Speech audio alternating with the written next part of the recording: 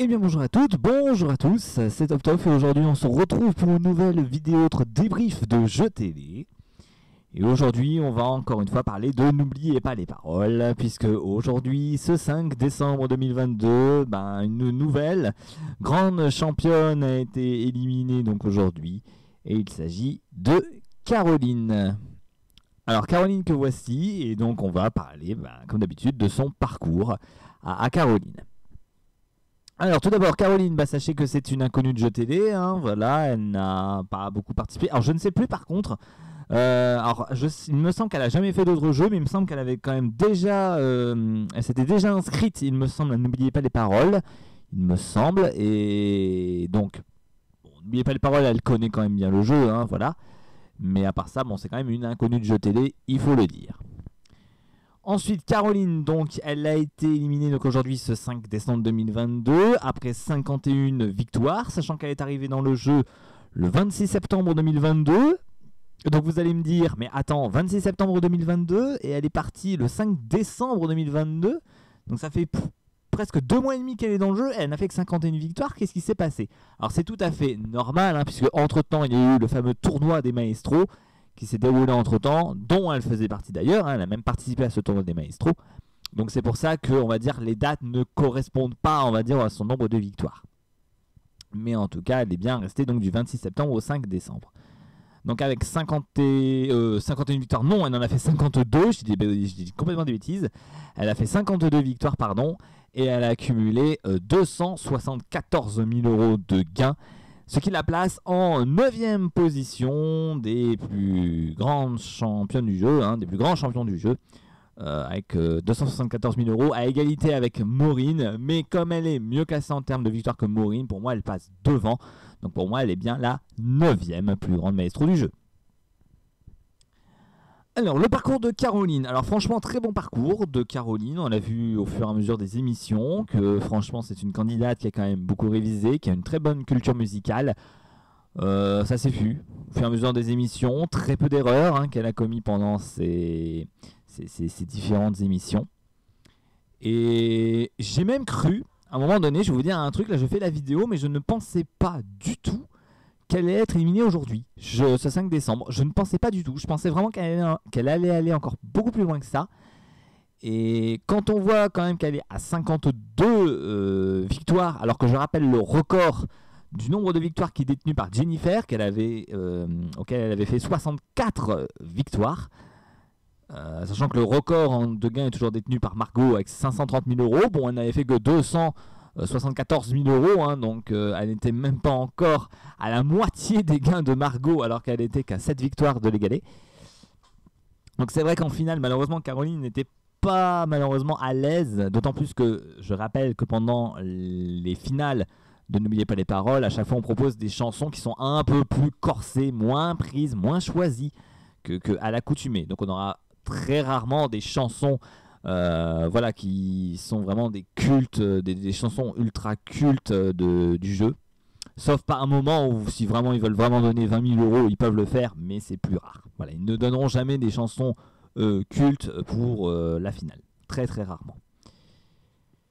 Mais bon, à part ça, Caroline, elle a quand même fait un très bon parcours, notamment pendant les phases des points, puisque voilà, elle s'est pas beaucoup trompée. Lors de la phase des 10 à 50 points, elle s'est pas souvent trompée, et notamment lors de la même chanson, là c'est quand même aussi un exploit, puisqu'elle a réussi à faire quand même 28 clochettes sur 52 victoires, ce qui est quand même énorme, sachant que je rappelle aussi, le record de clochettes détenu par Margot était de 32 clochettes effectuées, dont 6 de suite, et sachant que Caroline, elle a fait, elle, 5 clochettes de suite. Donc elle était à une clochette d'égaler le record de clochettes de suite de Margot. Elle en est à 5, Margot en était à 6, mais elle a quand même fait 28 clochettes alors que Margot en était à 32. Donc elle était à 4 clochettes, pareil, d'égaler le record de Margot. Et idem, 28 clochettes pour 52 victoires. Donc ça signifie que plus d'une fois sur deux, elle était déjà prédestinée à rester maestro. Et ça, je trouve que c'est un gros problème du jeu. Et là, je ne vais pas forcément parler de Caroline en particulier, là je vais vraiment parler du jeu en lui-même. Parce que n'oubliez pas les paroles, moi le jeu je l'aime toujours autant, je vous le dis, mais je trouve quand même qu'il devrait y avoir des modifications dans ce jeu. Parce que malheureusement on le voit de plus en plus, on voit les maestros qui font de plus en plus de clochettes, qui restent de plus en plus longtemps, ça se voit, et j'aimerais qu'il y ait des changements dans le jeu. La règle des maestros voilà, qui date déjà depuis quand même pas mal depuis pas mal d'années, hein, qui date quand même de 2000 qui date quand même de 2013, et il y avait même une partie en 2015. Enfin, la vraie version maestro pardon, ne date que de 2015, donc ça va faire quand même plus de 7 ans qu'on reste toujours à cette version, on va dire, des maestros. Alors au début, lors des premières émissions en 2015, on voyait pas beaucoup de nouveaux grands champions. On n'en voyait que très peu. Voilà, parce que c'était quand même très difficile, le jeu n'était pas encore trop connu, les gens n'apprenaient peut-être pas forcément les chansons par cœur, voilà, et on n'avait pas forcément des nouveaux grands champions tout le temps. Et on avait très peu de clochettes au départ. Lors des premières versions Maestro, c'était rare qu'un champion ou un challenger faisait la clochette. C'était très rare. Au jour d'aujourd'hui, c'est plus le cas, puisque au jour d'aujourd'hui, on a des champions qui sont de plus en plus forts, et malheureusement, c'est ce qui fait aussi un petit peu la faiblesse des jeux aujourd'hui. C'est-à-dire qu'on a des candidats qui sont de plus en plus forts, qui sont champions de plus en plus longtemps. Et ça, je trouve que c'est un gros problème. Et je trouve que, n'oubliez pas les paroles, il devrait y avoir une modification. Parce que là, comme je dis, pour Caroline notamment, elle a fait 28 clochettes en 52 victoires. Ce qui signifie que plus de une fois sur deux, le challenger, il pouvait faire ce qu'il voulait, il avait déjà perdu. Et ça, c'est quelque chose que je n'aime pas. Maintenant, n'oubliez pas les paroles. C'est un truc que je n'aime pas du tout. C'est-à-dire que, ok, des candidats qui viennent et qui ont déjà perdu avant même qu'ils posent le pied sur le plateau, ça me choque pas. C'est le cas par exemple aussi de Tout le monde veut prendre sa place. Par exemple, quand le champion fait 30 points, le challenger peut faire ce qu'il veut, même s'il fait 30 points aussi, il a perdu. Parce que c'est avantage au champion, donc il reste. Mais ça n'arrive que très rarement. Ça arrive une fois tous les 36 du mois qu'un champion fait 30 points dans Tout le monde prendre sa place. Ça arrive très peu. Donc le challenger a toujours, on va dire, le moyen.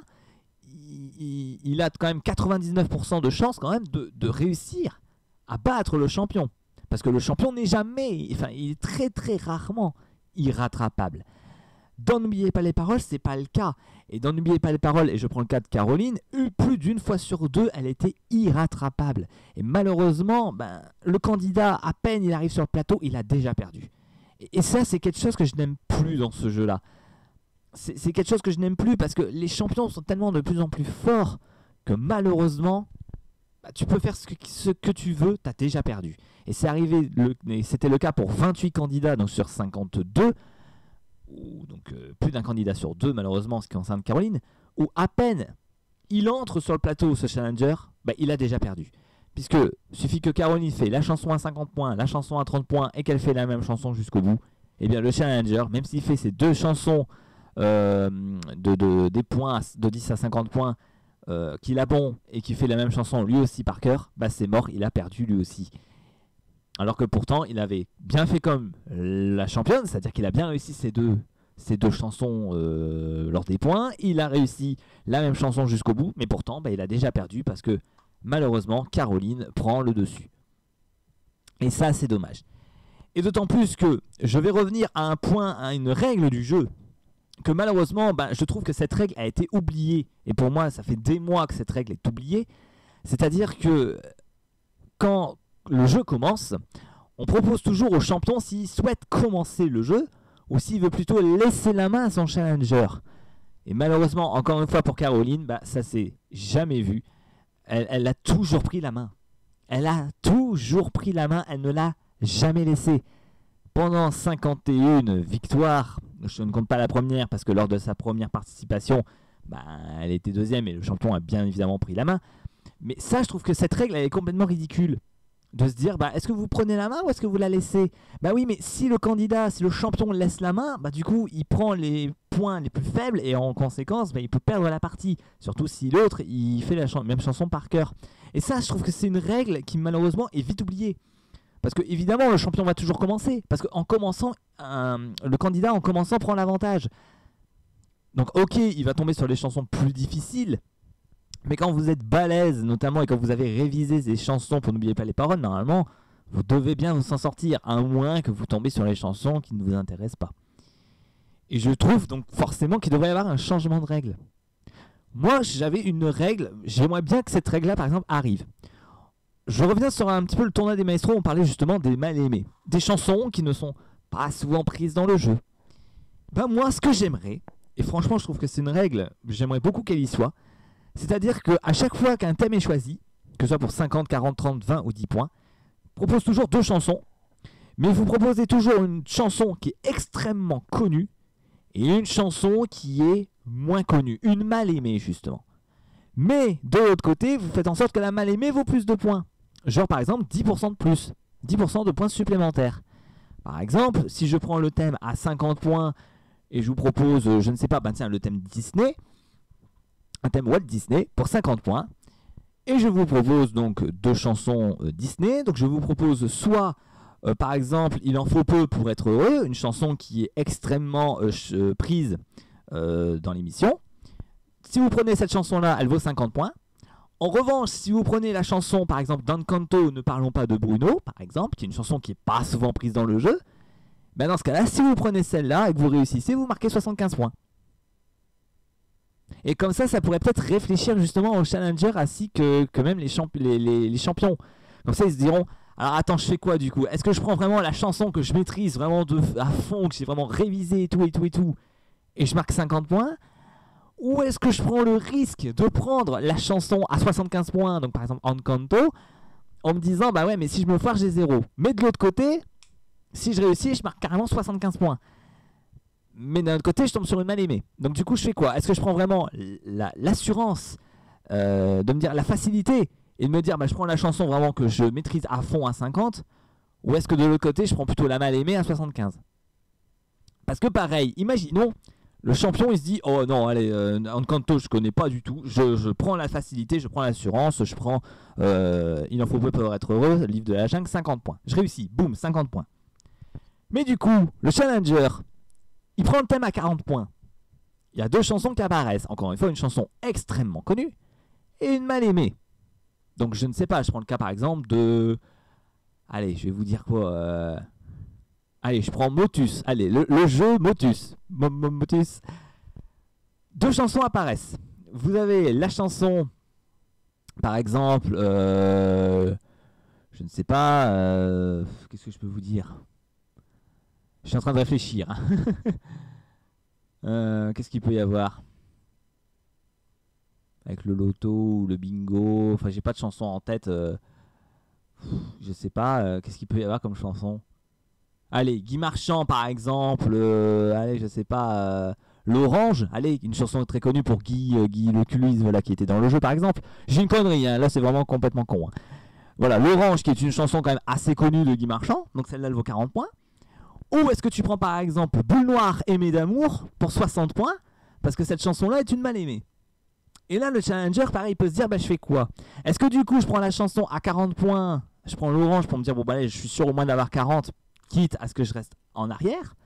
Ou est-ce que je me dis, bah Boule Noire, peut-être Aimée d'amour, je connais peut-être un petit peu plus, et je me dis, bah tiens, je vais prendre plutôt cette chanson-là pour tenter d'avoir les 60 points et passer devant le champion.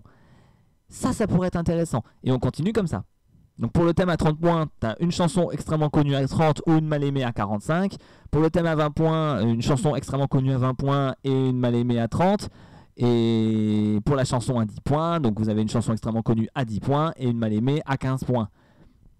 Et même la mal aimée à 15 points, il n'y a que 2 mots. Donc même si elle est mal aimée, je pense que vous allez vous en sortir. Et vous marquez 15 points au lieu de 10. Enfin voilà, je sais pas, ce serait une règle. Dites-moi ce que vous en pensez de cette règle en commentaire. Moi j'aimerais beaucoup que cette règle arrive là. Et au moins comme ça permettrait aussi d'avoir aussi peut-être des chansons moins connues. Parce que dans N'oubliez pas les paroles, c'est souvent les mêmes chansons toujours qui retombent. Toujours. Donc au moins ça permettrait peut-être aussi d'avoir des chansons un peu moins connues. Et peut-être un peu moins connues ou un peu moins entendues. Qu'on entendrait peut-être un petit peu plus, justement. Ça me plairait beaucoup plus. Et peut-être que comme ça, le champion pourra peut-être réfléchir. Et ça permettrait aussi de jouer un petit peu sur la stratégie. Parce qu'on parle aussi de stratégie. Est-ce qu'on prend les thèmes à 50, à 40, etc. Mais il n'y a pas vraiment de stratégie. Tu prends toujours le thème à 50 et puis basta, quoi. À moins que vraiment le thème à 50, ce soit un chanteur que tu maîtrises pas du tout. Par exemple, Dadju. voilà, qui est un rappeur, pardon, voilà, qui est pas très connu, voilà, des chanteurs plutôt du jeu. Voilà, donc je pense que Dadju à 50 points, il n'y a pas vraiment beaucoup de gens qui vont le prendre. Donc là, tu peux te dire, ok, bon, je prendrais plutôt 40 parce que Dadju à 50, je pense peut-être pas le prendre. Mais voilà, à part ça, il n'y a pas vraiment de stratégie, quoi. Le champion va toujours aller vers le thème à 50 et puis basta, quoi. Donc c'est un peu... voilà, j'aimerais qu'il y ait un peu de changement. Vraiment, ça serait bien d'avoir un petit peu de changement dans le jeu. Dites-moi ce que vous en pensez de cette règle que je viens d'annoncer. Mais pour moi, ce serait bien. Un petit changement comme ça, je trouve que ce serait pas trop mal. Puis ça permettrait peut-être aussi d'avoir justement des champions qui joueraient plus sur la stratégie, ou peut-être d'avoir plus de grands champions, etc. Enfin, plus de champions différents. Moi, je trouve que ce serait vraiment assez sympa. Ce serait vraiment assez sympa. Voilà, mais je m'égare. Donc pour parler de Caroline, très très bonne candidate. De toute façon, on la reverra dans le tournoi des maestros. Ça, il n'y a pas de problème. On l'a vu là déjà dans le tournoi des maestros. On va encore la voir très longtemps, puisque bon, je rappelle que le tournoi des maestros, c'est 32 plus grands maestros, sachant qu'elle est à la 9ème place. Elle va certainement y rester très longtemps. Alors après, on se dit, quand est-ce que va arriver le prochain grand champion? Bon, je pense qu'on le verra en 2023. C'est même certain qu'on verra encore des gens en passer le top 10. Voilà, donc je pense qu'en 2023, vous me verrez encore faire des débriefs sur N'oubliez pas les paroles, ça c'est sûr et certain. De toute façon, il faut toujours amener des grands champions pour le jeu. Voilà, chaque année, ça, il n'y a pas de problème là-dessus. Enfin voilà. Bref, allez, on va s'arrêter là pour cette vidéo. Là, je vois qu'on a déjà dépassé les 15 minutes. Un petit peu longue cette vidéo, top, un petit peu longue. Alors qu'à la base, c'est censé être juste un débrief. Mais voilà, mais en tout cas, je voulais donner aussi mon point de vue par rapport au jeu N'oubliez pas les paroles, qui pour moi commence à ramollir un peu. Ça commence à être toujours un peu la même chose. Voilà, j'aimerais bien un peu de changement dans cette version Maestro. J'aimerais qu'il y ait un petit peu de nouveauté, notamment. Voilà, dites-moi ce que vous en pensez, ou dites-moi pareil si le jeu vous préférez tel qu'il est, vous ne voulez pas de changement du tout, je dis des bêtises, ou si vraiment vous voulez avoir des changements, si oui, quel type de règles vous voulez adopter pour ce jeu-là. N'hésitez pas à le dire en commentaire, je suis tout oui, je regarde, je lis tous vos commentaires. Voilà, n'hésitez pas à donner votre propre avis. Voilà. Allez, on va s'arrêter ici. Donc c'était top donc pour cette vidéo autre débrief, jetez-les sur N'oubliez pas les paroles sur l'élimination de Caroline. J'espère que cette vidéo autre vous aura plu. Et quant à nous, on se retrouve très prochainement pour une toute nouvelle vidéo. Et en attendant, moi je vous dis à la prochaine tout le monde.